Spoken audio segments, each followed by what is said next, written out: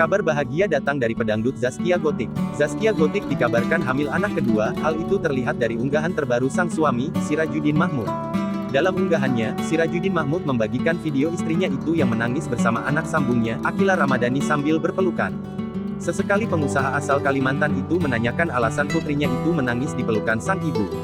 "Kenapa Kila nangis?" tanya Sirajuddin Mahmud dikutip dari Instagram cerita miliknya, Rabu, tanggal 2 Februari tahun 2022.